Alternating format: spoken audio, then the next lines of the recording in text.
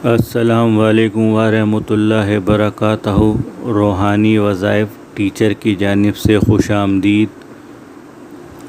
میرے پیارے بزرگوں، بھائیوں، بہنوں، سب آپ لوگ خیریت سے ہوں گے۔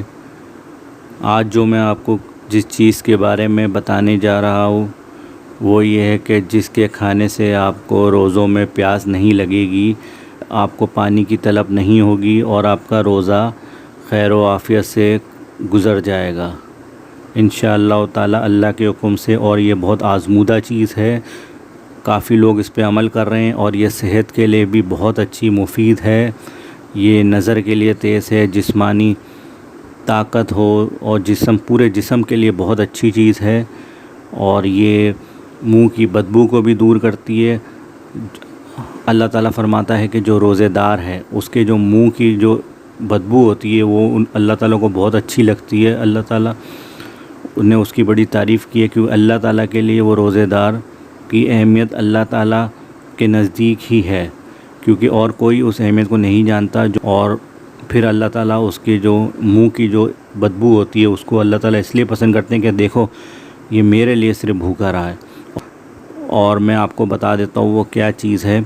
آپ نے کرنا کیا ہے، جب آپ سحری پہ اٹھیں، سحری پہ آپ نے جو بھی ہے اپنا ناشتہ وغیرہ کر لیا، پانی وغیرہ پی لیا، بس اذان سے چند منٹ پہلے آپ نے الائچی کے 3 سے 4 دانے کھانے، جو اندر سے نکلتے ہیں کالے والے۔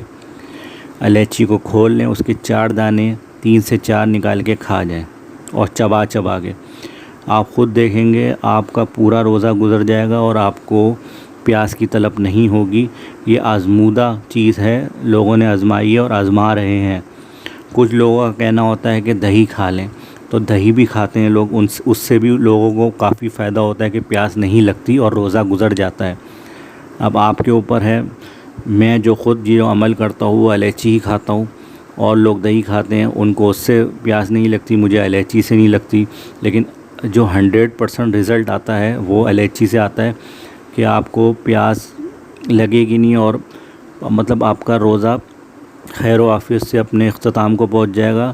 اور پھر آپ اس کے بعد جب افطاری کریں، پانی پئیں آرام سے، کوئی ٹینشن نہیں ہے۔ لیکن جو آپ کا سحری سے لے کے افطار تک کا ٹائم ہے وہ خیریت سے گزر جائے گا، اس میں آپ کو پیاس کی طلب نہیں ہوگی۔ یہ بہت آزمودہ چیز ہے، الائچی ہے۔ یہ چھوٹی الائچی جو ہوتی ہے گھر میں لا کے رکھیں اس کو، اور اس کے 3 سے 4 جو اندر کے کالے دانے ہوتے ہیں وہ نکال کے چبا کر کھا لیں۔ گھر والوں کو بھی کھلائیں جو روزے رکھتے ہیں، چاہے ضعیف ہوں، اس میں میری بہنیں ہوں، بیٹیاں ہوں۔ یہ عمل کریں آپ، اور آپ کا روزہ خیریت سے گزر جائے گا انشاءاللہ تعالی اللہ تعالیٰ کے حکم سے۔